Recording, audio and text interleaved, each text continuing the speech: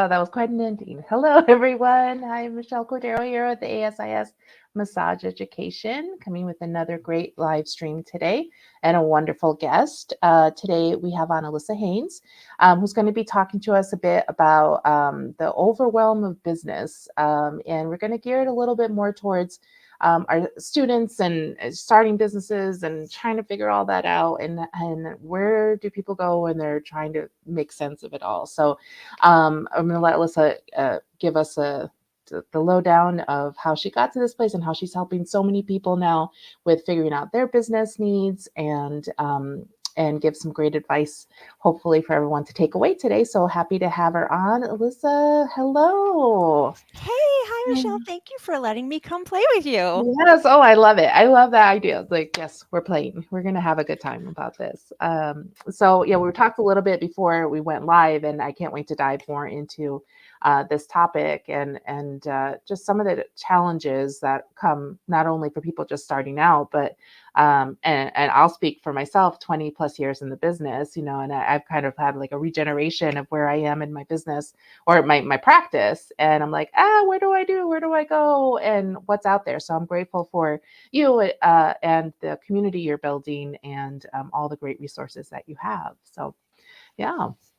There's so much. I'm having this moment because I changed my phone position and my hair is all Uh-huh. messed up and I'm gonna have to look at myself in the video. Okay, I fixed it. I Okay. wasn't gonna be able to handle that for the next little while. I would just be like, I'll never refer anyone to this video again. Um, Just that one so hair. right. So welcome to the real world, Yeah. everyone. Yes, I just exactly. like to start by knocking myself down a few Yep, pegs. there we go. Yeah, we're real people here. I love it. Yes. So tell us a little bit how you got into, first of all, the field of massage therapy. What was your journey into that? Yeah, I graduated from college with a degree in liberal studies and the skills to do nothing. Nothing. Nada. I ended up working for CVS in the pharmacy as a technician, and it was a good job when it was good, and then it was no longer good. And it Mhm. it moved into that territory of like crying every day before you go to work because Oh. your new boss is horrible and everything is bad. And my husband at the time was like, "You got to do something else." Mm. Um, so I kind of started thinking about what I wanted to do, and my parents had been seeing a massage therapist for a couple of years. And this was like what, 2003, 2004. So like massage wasn't like super big and common yet. It was around, people knew what it Mm. was, but there was still a lot of like, do you have endings questions? Mm. Like it's not Mhm. like it is now 20 some years later. Um, so yeah, my dad gave me a gift certificate to go get a massage and told the massage therapist to talk up the massage school she went to and her career and such. And she did. And I think like 3 weeks later, I was going to the open house at the school and I was having my application interview and I started school a couple of months later. And Wow. I I knew that I wanted to work like with people and in something health related, but I Mm. knew that I didn't want to work in something like medical establishment. Because again, 2003, 2004, this was when like insurance stuff was getting harder and like healthcare was really going downhill. So I wanted to work in health, but not with the constraints of an insurance situation. Mhm. Mhm. Makes sense. And Yeah. that's how I got there. And I did not think that at the time when I was in school, like I hated school. I hate school in general. I am not a student. I am not a good student. So I did okay, Mhm. but I did not enjoy the experience of school. Um, Mhm. like it was better than when I went to college. It was better than high school, but it was still Mhm. school, and that's not always a great fit for me. So Yeah. I was kind of just got through it, and I did not think that this would be my career forever slash Mhm. long term. Um, but here I am almost 20 years later, and it took a while, but I started to realize all the different places you can go once you have the ability, to provide skilled touch. And Mhm. It's pretty cool. It's a good gig. Yeah. Yeah. Oh, that's really great. I know that's not the topic today, but I love that to highlight that idea about, school is only this like little piece of really what your career is. And it's the afterwards where and I guess it is kind of going into what we're going to talk about later too. It's the after stuff where you kind of figure out where you are and what you want to do and what you want to focus on and how you want to transform your practice, I think. Yeah, and like there's this, I try to remind people of this too. There are a lot of really annoying things you have to do to work for yourself, right? But Mhm. so many of them you only have to do once or twice. Like the whole process of setting up an office and having to like get your business certificate and maybe have the building inspector come by and maybe get some, Mhm. all the licensure stuff. There's It stinks. It's not Mhm. always great and it's not always smooth, but typically you only have to do it once. And if Mhm. you have to do it again, you know more, so it's not so terrible. And Right. I had been telling this to people for years, and then I really had to experience it on my own. I closed down I had a big collaborative wellness center where I rented space out to other practitioners. I shut that down early pandemic, and then months and months later, opened again a few towns over, new office, all by myself versus like in this Mhm. office, sharing an office with like 8 or 9 other people. Right. And it was, dramatically easier because I was not managing a space with that many people. It was just me, but it was also harder because it was just me. And I Yeah. had to keep reminding myself of this thing I had been telling people for years, which is like, there's some lousy stuff you got to do, but you only got to do it once. Yeah. But it's Yeah. true. You got to get through school one time. You got to get your licensure stuff set up once, maybe more if you move. But after that, Mhm. like things get pretty cool real fast. Yeah. Yeah. Oh, I like that. Yeah, it does. It really does. And it gets cooler, I think. So, Hmm. so, so you did have a collaborative. Is that what around the time that you started helping other therapists with growing their business or tips like that? Or No, how did you transition to that? the expansion into a wellness center happened much later, actually. So a couple years. So I graduated and got licensed in 2005, and like a year or two after that, I went to a conference, a regional conference, met up with a few of my old school instructors, got involved in a little bit of volunteering with the massage organization, and started meeting a lot more colleagues. And then I went and I was a guest in the business class at my old massage school. Like they have alumni come in and talk about different Mhm. parts of your career. And it was a blast. And I kind of just became the go-to person for random massage questions, like businessy questions in my area. The Mhm. time that I started my business, I was one of the first people locally to have a website. Not because I'm particularly smart or forward thinking, but because I had a friend who did websites at that time. Uh-huh. I was one of the first people to start doing email marketing. Again, not particularly forward thinking, just really socially anxious and unable to do in person networking. So doing those things kind of put me a little bit ahead of the curve in my area. Mhm. And then with the colleagues I was meeting, doing volunteer work and doing a little bit more at my massage school, I just became the person that people came to with questions. And I was like, well, I could answer these on a bigger scale, couldn't I? So that's kind of how I started teaching, consulting, diving more specifically into marketing and online marketing and sharing some of that acumen with the world.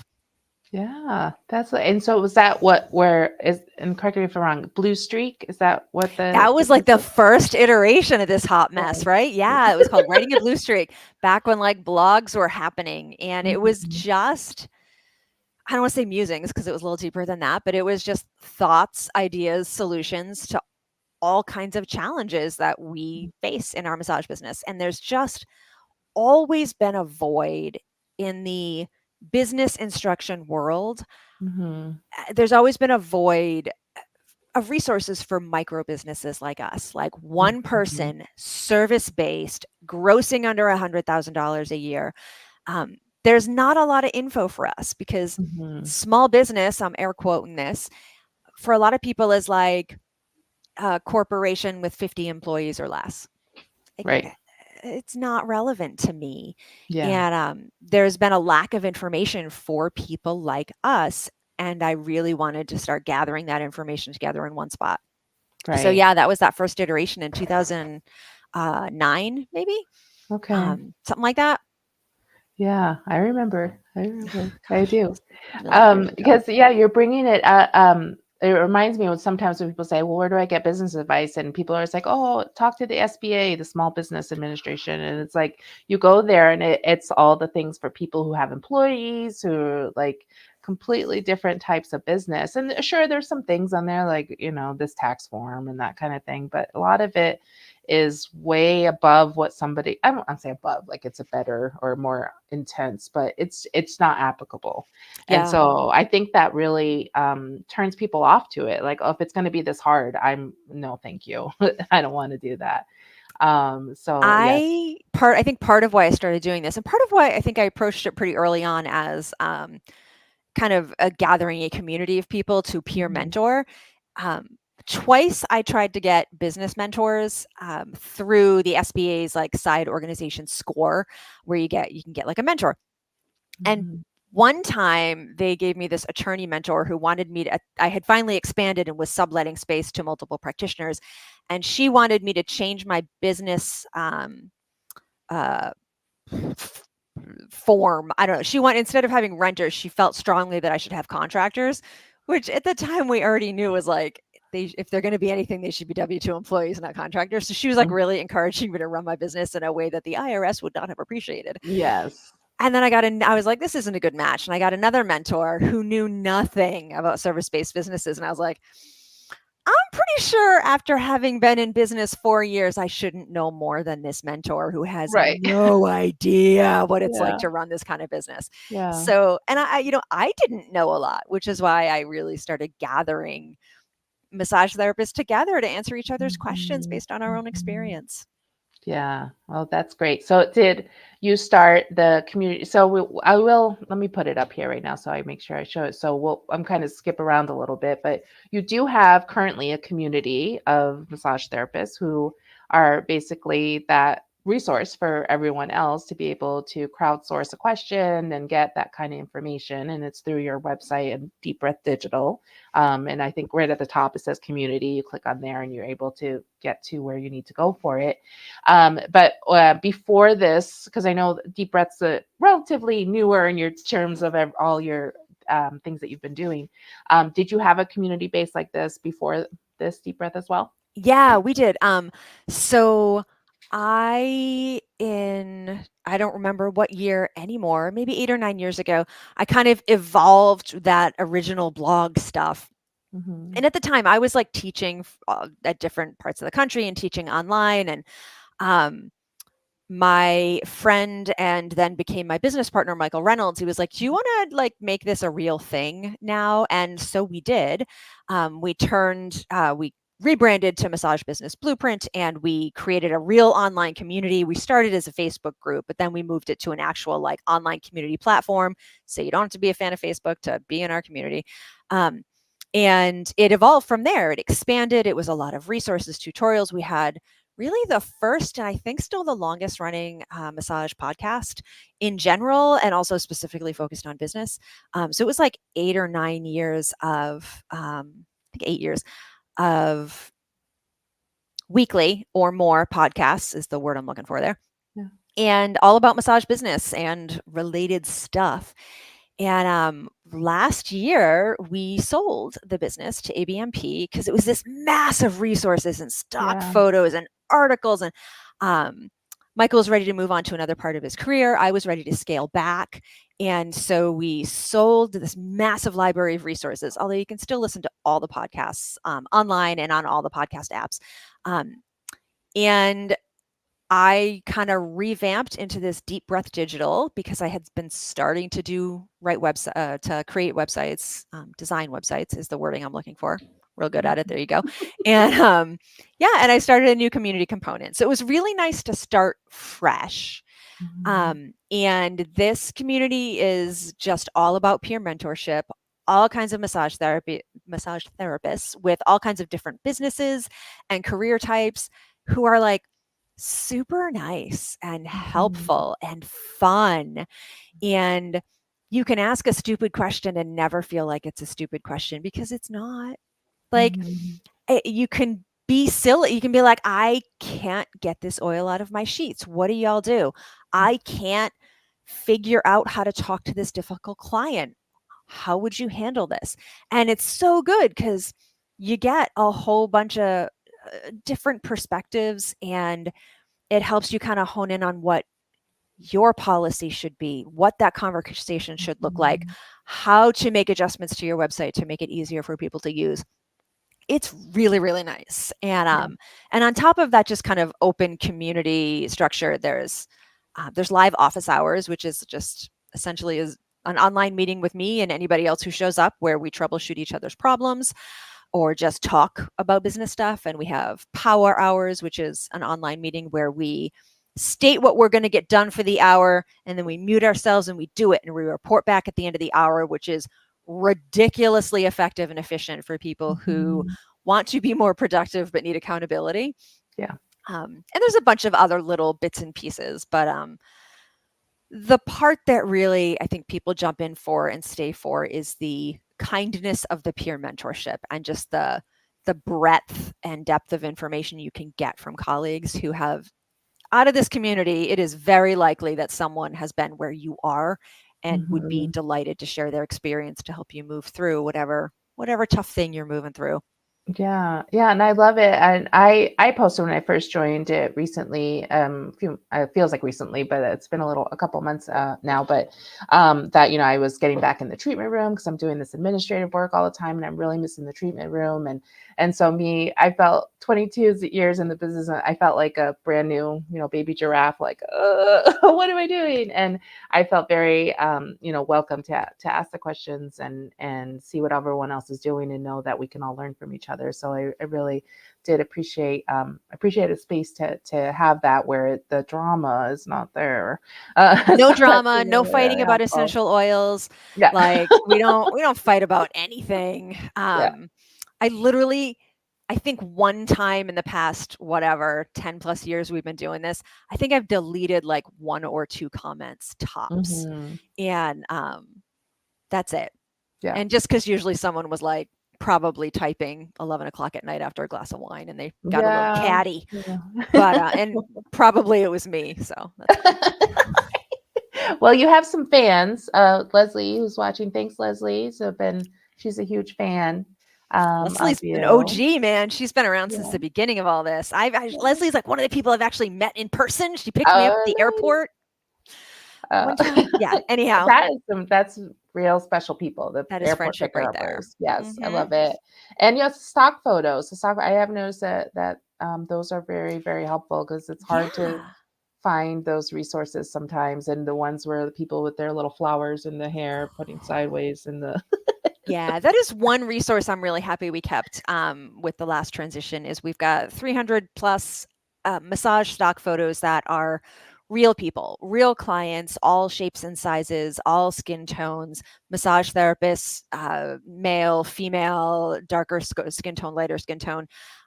You got my pasty hands on all kinds of bodies, plus a whole bunch of others, massage therapist hands in neutral colors with like real sheets and Mhm. real draping and heads and face cradles and they're beautiful pictures still, but they're Mhm. real, so you can feel good. And one of the models from our stock photo shoot is my niece, and she is a person in a larger size body.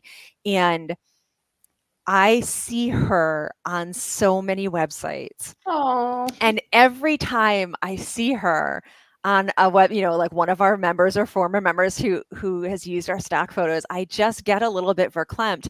And there have been a few times where people have said, I used your stock photos, and a client said to me, it meant so much to me to see a larger size body as a massage client on your website. And I get all verklempt, and then I send the little blurb off to my niece who was so gracious about being a model, and it makes her verklempt, and it is just lovely. And Oh. people of color, we actually have different skin tones on our massage bodies, and people with nails, and we have a model who had a wonderful beard and also toenail polish. And like, just it, yeah, it's pretty great. I love it. Yeah. The only thing we don't have, full disclosure, is we don't have a lot of older bodies, Mm. and only because we were scheduled to do that in like summer of 2020, and I'm Oh, still not back in large rooms with lots of people. So yeah. someday it'll happen, but yeah, that's one of my favorite Yeah. things. Thanks for bringing that up because I kind of forgot how much I love the stock photos. Yeah, that's a great, great service because yeah, you look. I'm on Canva all the time looking for pictures, and I'm like, ugh. Hmm. Yeah. So, I mean, they're pretty, but they're not true representation. I guess I should say that. So, Hmm. they make for a nice poster on some spa or something, but it's not who we are. Nope. Yeah. So, and so I want to circle back to you mentioned the ABMP, the takeover. Just kidding. We love ABMP. That you sold all the materials so that they still live in the ABMP vaults, right? Yeah, the podcast archive is still the Massage Business Blueprint podcast archive, 400 plus episodes is still available on all the major podcast streams. There's a few other ebooks we had out there that ABMP was super gracious about, like, yeah, leave those links up. That's cool. Mhm. Most of the other stuff they are utilizing in different resources of their own. So you'll see something pop up and you'll be like, oh, I think I remember that. This is a revamped Mhm. version. So it's stuff that they're going to have available for their members. But yeah, the podcast archive is like the big thing because pretty much any question you're going to have about running your massage business, we probably had an episode about it at one point or another. Mhm. Um, and most of that info is pretty relevant still. Yeah, yeah. And if I remember too, they're bite sized too, right? And like under a half Yeah. hour usually. They're just Yep. like get the question answered and you Hmm. don't have to listen to us drone on and on as we're talking now. Yeah, Whatever, in man. there. We did get complaints about our banter, so we cut it down a little bit. Oh, yeah, yeah, Respect. I understand yeah. it. Our time's Mhm. valuable. Right, right.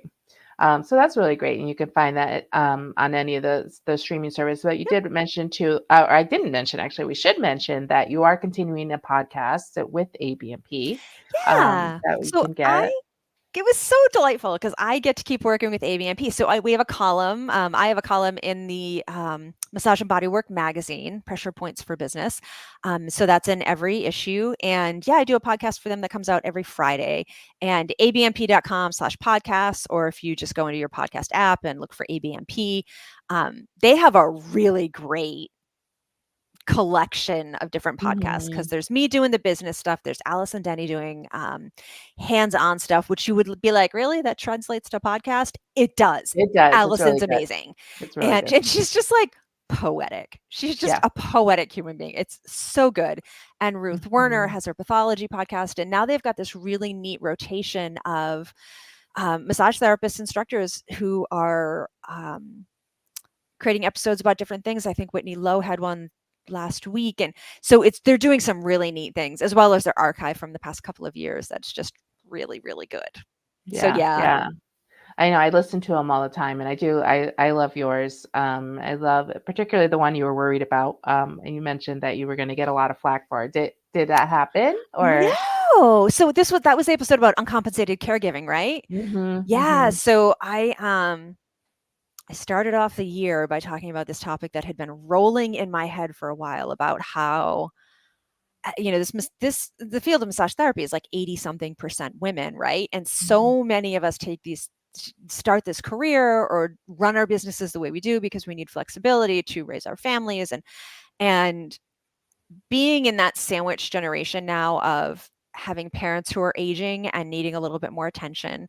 And also I live with my partner and his two children, and they're with us full time. So doing that, and also I have an older daughter and a grandson, and like lots has happened in the past few years that has mhm, really spread me thin. And I'm in a privileged and well-resourced situation, and I'm still struggling to find the time and the energy to work in and on my business in a way that makes mhm, me feel like financially happy, and feeling like I've I've done a lot of uncompensated caregiving over the last couple of decades Mm-hmm. that has absolutely limited my ability to further my career and earn a better wage and prepare for my own financial future when I want to stop working.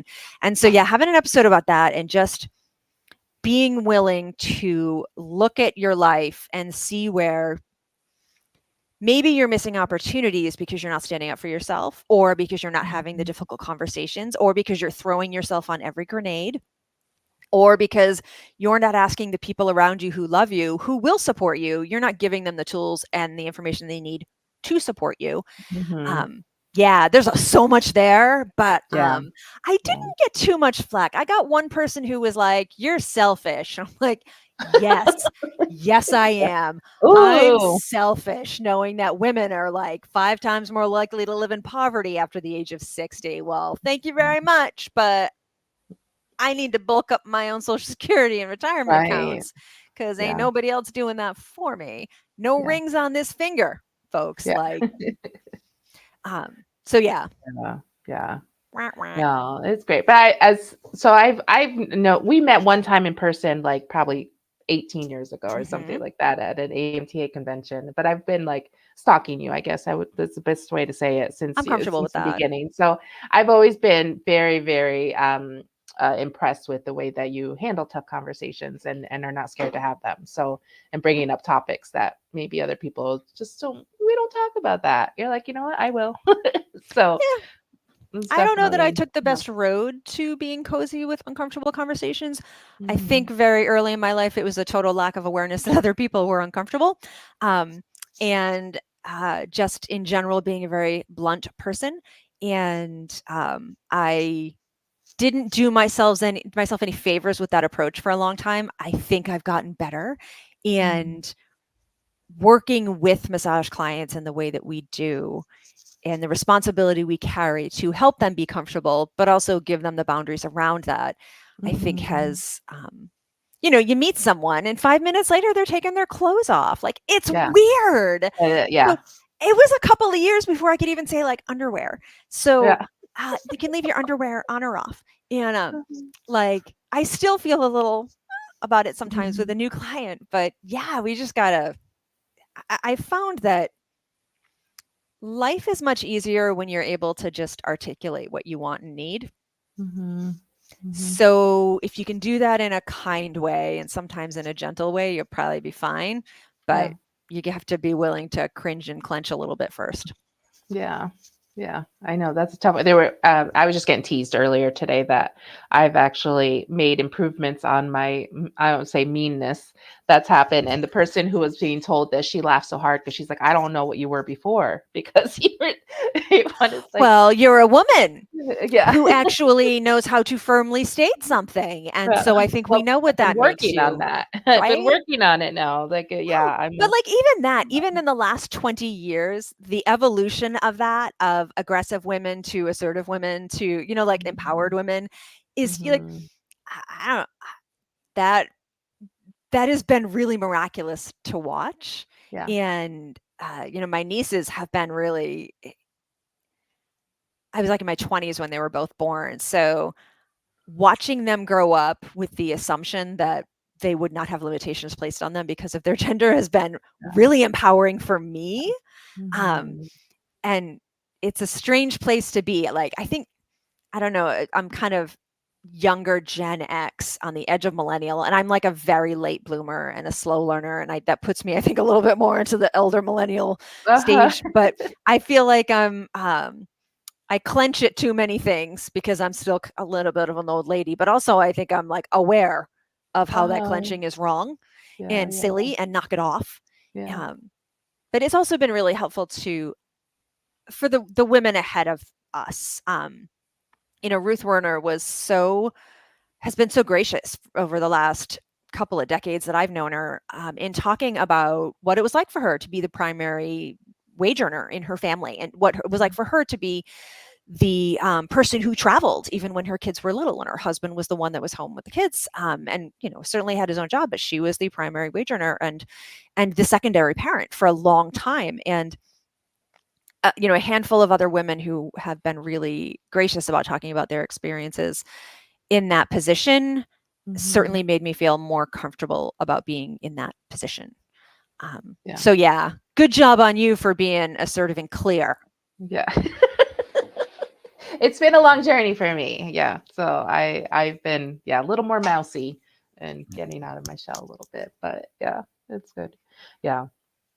So we're going to talk a little bit more about, you mentioned boundaries, and that's making me think more about like our business conversation here, and a lot of it having to deal with boundaries, which I know that's some of the topics talking about in both in the community and in your podcast about maybe dealing with difficult clients and things like that.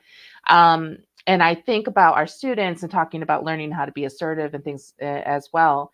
That's one of the things I see them struggle with a bit is knowing how to talk to clients, how to have those boundaries, how to have clear policies, how to all that stuff is in there. So I guess it's circling around to what do students need to focus on for if they're wanting to do their own business? What how do we get to a place where this doesn't feel overwhelming, or do we ever get to that place where it doesn't feel overwhelming, and what do we need to do? Um, there's always going to be something that is Mhm. overwhelming, and at some point, like new things will come up, and you'll be like, ah, and then you figure it out, and you're fine. Um, so I'm gonna get a little philosophical, and then I'm gonna get really, really practical.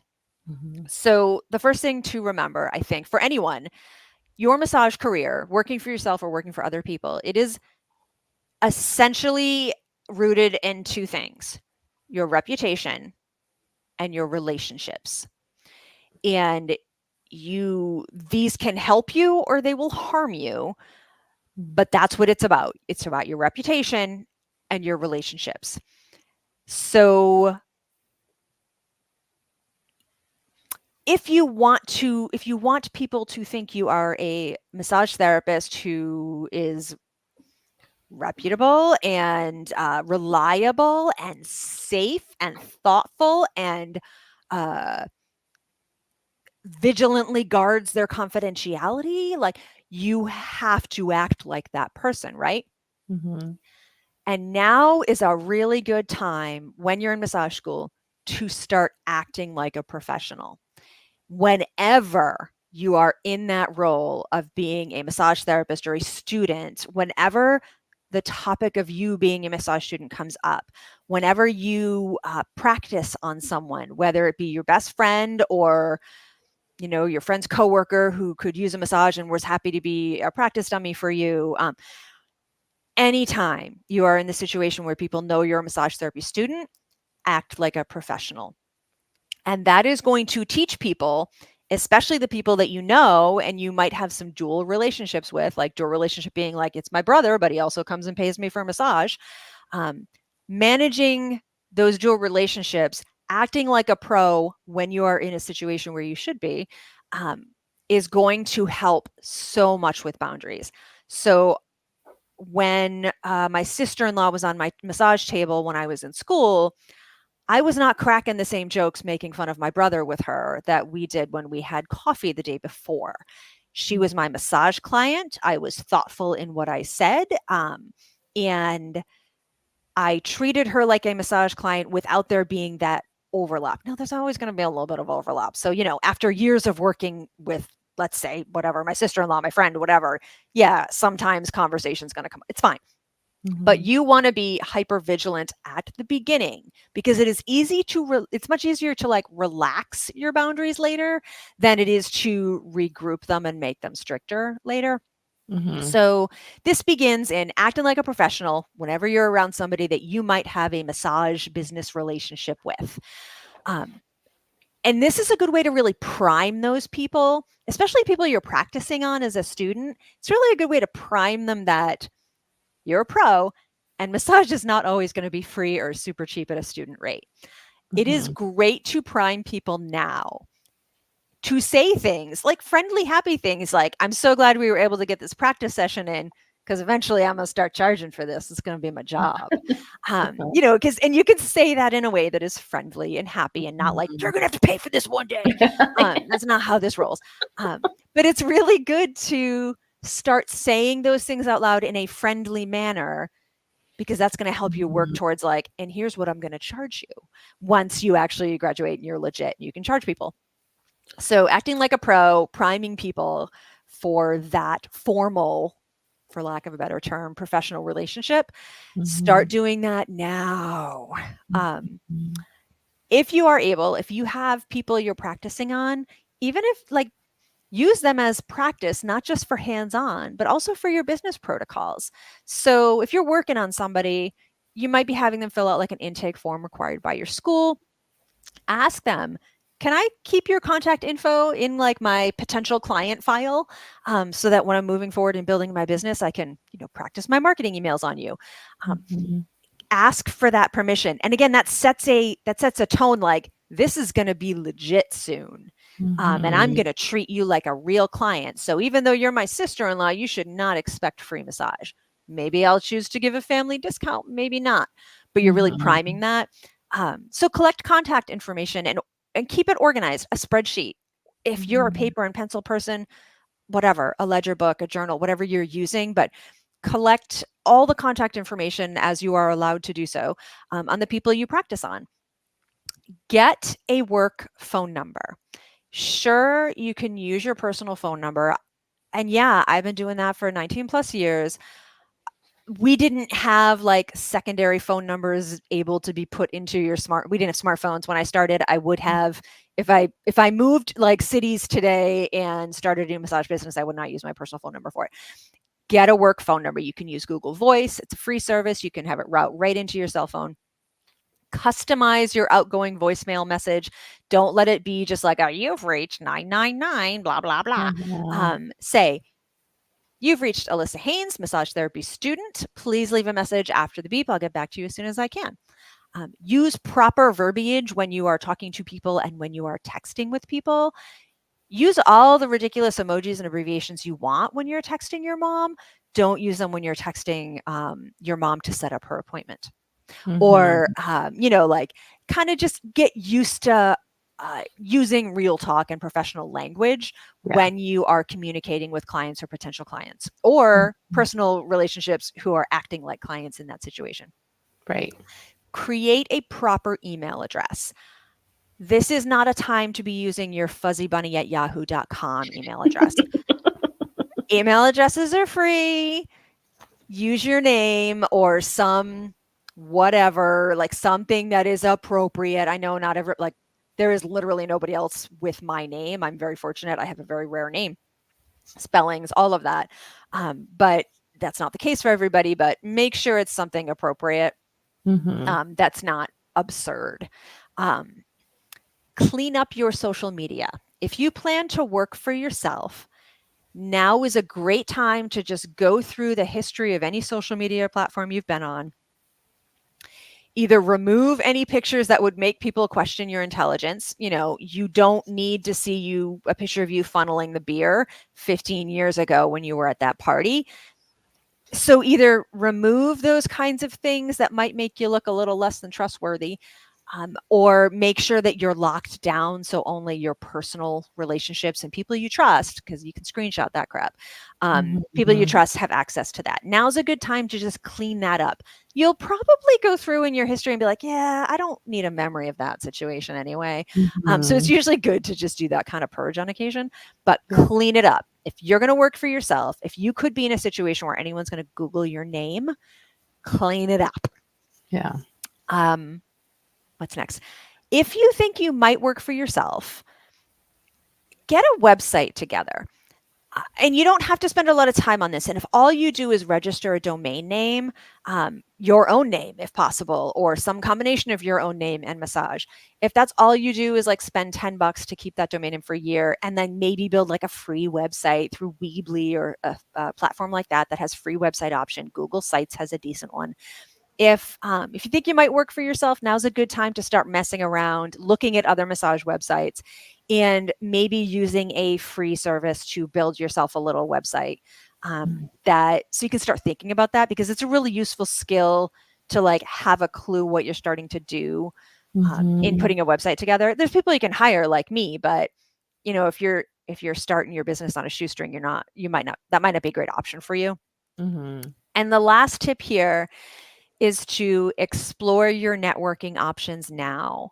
So if you are 3 months away from graduating or a couple months away from your licensure being complete and you want to work for yourself, start networking now. Start talking to other massage therapists who are operating in the town or region or area you want to work in.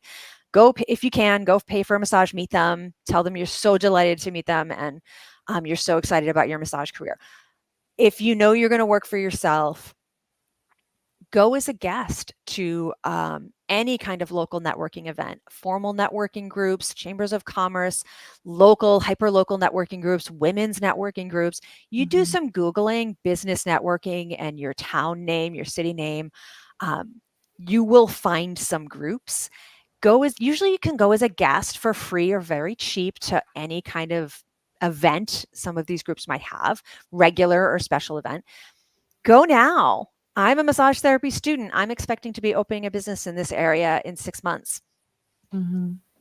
It's good because you're going to meet people. It's also good because you're going to meet people who can help you. So you're going to meet your tax preparer. You're going to meet the real estate agent who might be able to help you find that rental space. You're going to meet maybe a website designer. You're going to meet people who are small business owners in your area who could become useful in that mentoring capacity. And it's also going to it's going to teach you how to talk about your business just by hearing other people talk about their businesses. That's going to really teach you how to be a little more savvy when you are interacting with potential referral partners. Mm-hmm. Yeah. Oh, that's really great. So we talked a little bit about this before we got started and some of the limitations that we have as massage schools to give all I'm going to put proper business training to our students and some of the feedback is the students aren't prepared to start their own business and they don't even know what to do. And from a school point to like defend us, well, one, we are focused on the hands-on more so. We do have business curriculum, but also business is so different for each individual person because right now I'm seeing more and more of our students not super interested in just going and starting their own business right away. And so we have to be able to support them like in employment status too, because that's a whole other thing as well. But you said something interesting before we got started about this sweet spot with when students or new graduates are really ready for that kind of information. I wonder if you could speak to that a little bit.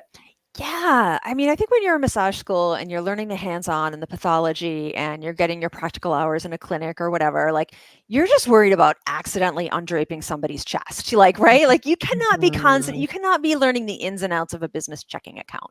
You are not prepared to absorb that information. It is not a priority at that time. So I think, I got pretty decent business education in my massage program. I couldn't tell you if anybody helped me because there was too much other stuff going on. I didn't know what parts of that I was going to need until at least a couple of months after I get out. So for me, I think I was saying the sweet spot's like 3 to 6 months after you graduate. Mhm. Because you're getting your license, maybe you've applied to a few jobs, maybe you've started working at some job and realized that you do not want to work for someone else or you do not want to work in Mhm. that kind of business.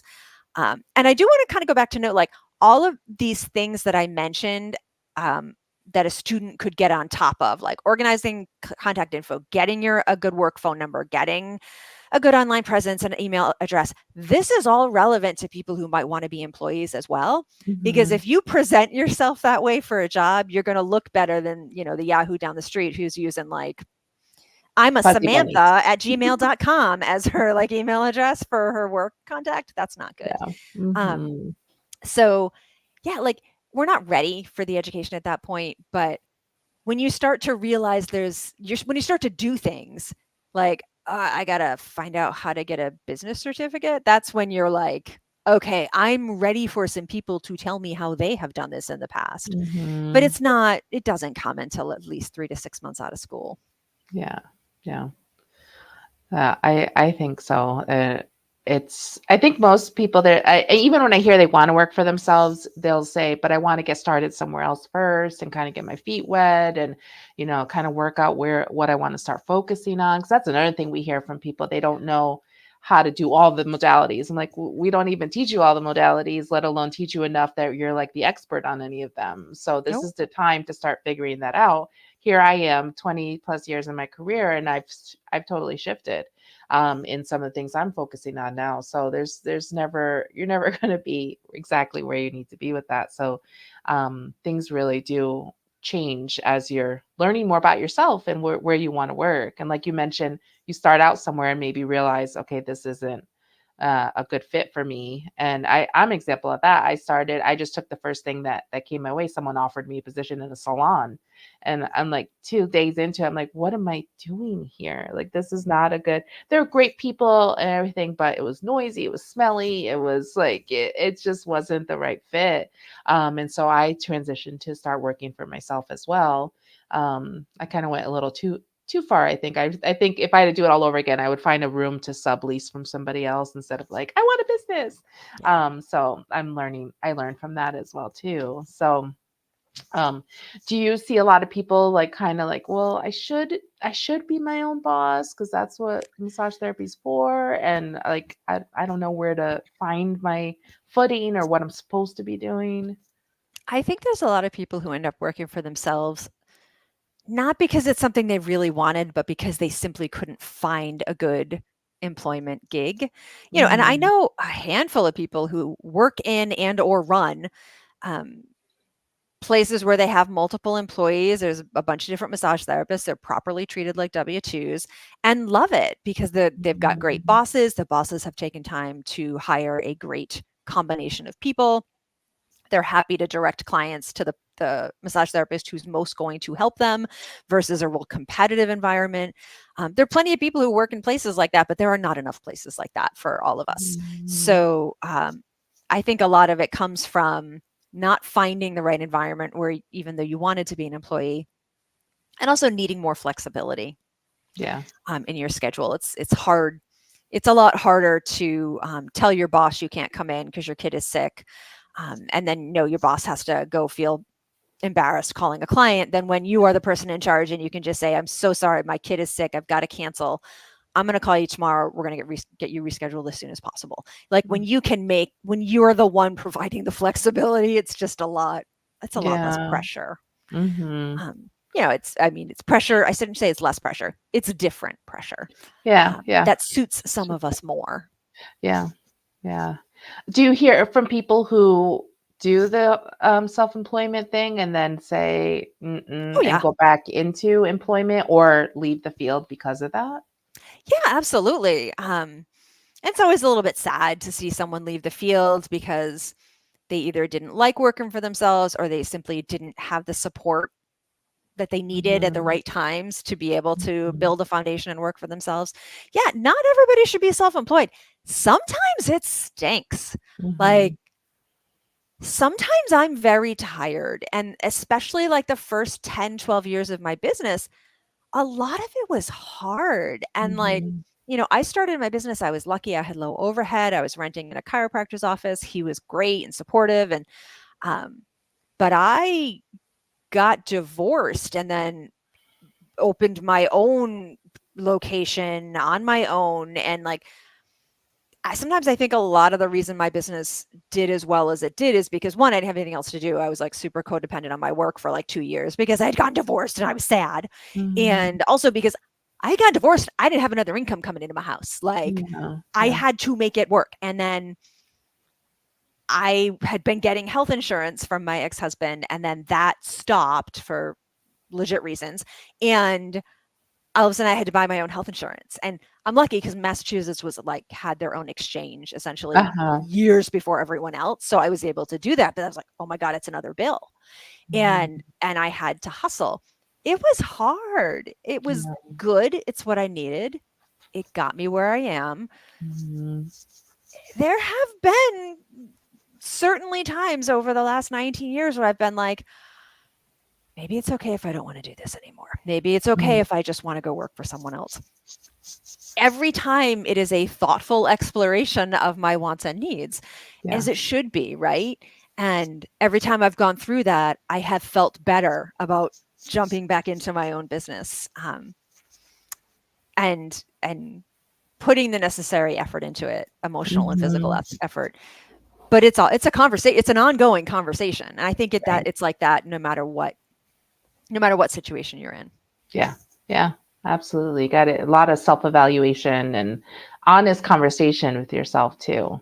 That's Hmm. really, really important. Sometimes, yeah, I'm like, it would be nice to just go in, do massages, go home. The end. Hmm. Yeah, but the There's idea of someone else telling me when I have to go in, yeah, well, there's that. oh, yuck. That's usually the point at which I'm like, nope. No, that's it. That's it. Yeah. Forget Imagine it. having to go somewhere that someone tells you. Oh Yeah. God, no. Heaven forbid. The other people are like, just tell me where I need to be and I'll be there. So the guesswork's out of that too. For some people, that works better for them. Yeah, That's for that's sure. I Yeah. admire that in a lot of Yeah. ways. I know. Yeah. They're all different. That's, yeah. I'm trying to make sure going through our list, we talked about simple must do's. You got a lot of really great practical advice. So where can people get more help? So we did talk about your community, the digital breath, digital community. And I know we've mentioned ABMP has a lot of your archived resources as well. And the massage business blueprint, right? I said that right. Mhm.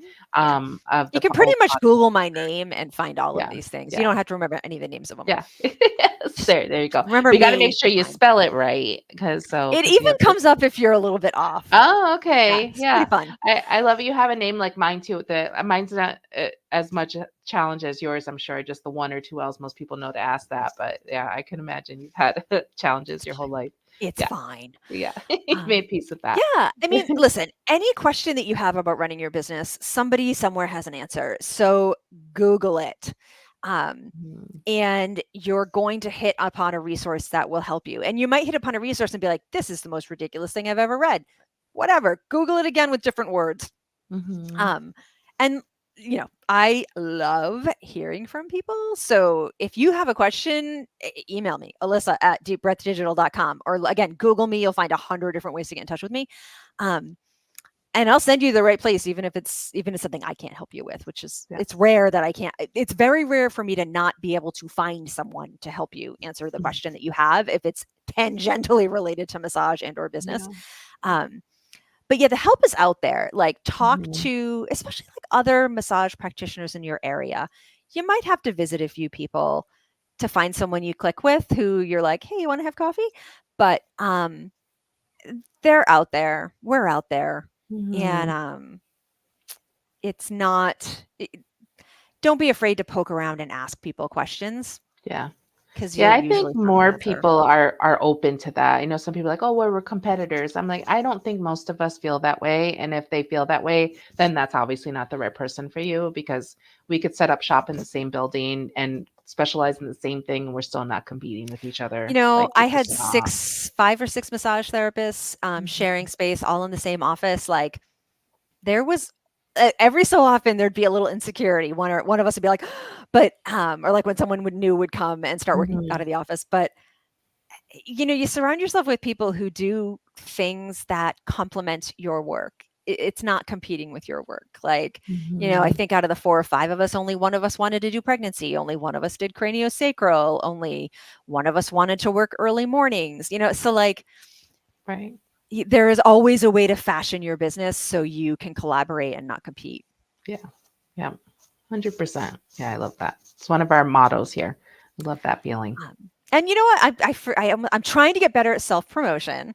So, and I made Mhm, myself a note so I wouldn't forget. One of the things I do at Deep Breath Digital is one-to-one consulting, which is just answering people's questions or helping them set up a checklist or a process. Or here are the tools that you can do this thing with, and let me walk you through mhm, it.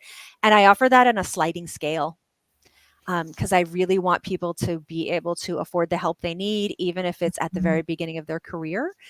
So I think the minimum is like $50 an hour, and there's a whole like criteria, like if you are at this stage, if you are saving this much or earning this much or whatever, mhm, maybe choose the lower end of the scale. If you are contributing to retirement, taking vacations, and not worried about money, contribute at the higher end of the scale. Um, mhm. So if you have questions that cannot be answered very quickly via email, I'll say, hey, maybe schedule a consulting session. But usually I can answer things quickly via email, and that's not necessary. But, you know, don't be afraid to talk to a pro because a lot of times it's more affordable or even free than you think. Yeah, and more efficient. So I Hmm. can get Oh, take it, God. make it easier for yourself. Do not spend like 10 hours on a learning Yeah, curve or something when all right, you need to do is email and ask for help. right. Yeah, I love that. That's so great. Mhm. Oh, so we're approaching almost an hour, so I want to be respectful of your time as well. Is there anything that we didn't go over that you want to make sure that we plug or mention for anybody out there? Oh, I think I'm just gonna like loop right back and remember that the bulk of your career is going to be rooted on your reputation and the relationships you build. So be mindful about them and be intentional about them. Yeah, great advice. I love that. Well, thank you so much, Alyssa, for taking the time out today. I've been a big fan for many years, and I'm glad I could talk to you a little bit more. And I love the space that you have built on Deep Breath Digital. And I'll see you over there a couple times. I keep meaning to do the power hours, and the time difference is always a little funky for me. So, but I'm going to make it work one day because I love that. I've spoken to that advice actually to some people about how to get stuff done is like get yourself a power hour buddy and Mm-hmm. make it work. So I think that's wonderful that you have that. Yay. Thank Yeah. you. Thanks for having me. This Yeah. is fun. I love Yeah. students. Oh, me too. I love them so much. And they're like my kids I get to see grow and I love that feeling. So and thank you for helping them grow a little bit more, feel a little more confident, hopefully, about maybe starting their own business and where to get that information if they want to do that. So I appreciate you taking the time out today. And I want to thank everyone else for watching. We'll have another great show hopefully pretty soon. So thanks, Alyssa. Thanks, everybody. We'll see you next Bye. time.